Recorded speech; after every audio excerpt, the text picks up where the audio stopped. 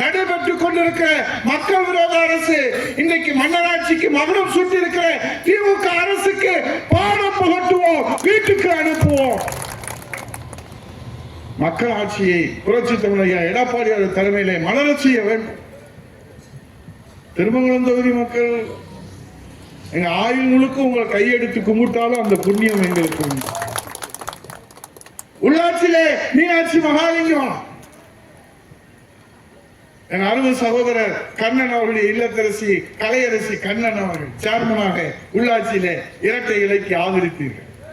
அண்ணா திராவிட முன்னேற்ற கழகத்தை ஆதரித்தீர்கள்.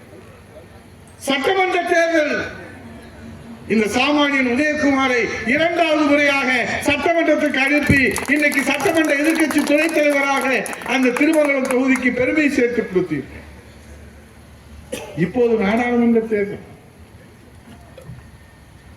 நாம் தோழமையோடு நிற்கிற போது தோழமைக்கும் உழைப்பார்கள் அண்ணா திராவிட முன்னேற்ற கழக தொண்டர்கள் என்பதற்கு எடுத்துக்காட்டாக 10,050 வாக்குகள் அனைத்து இந்திய அண்ணா திராவிட முன்னேற்ற கழக கூட்டணி இந்த திருமங்கலம் தொகுதியில கூடுதலாக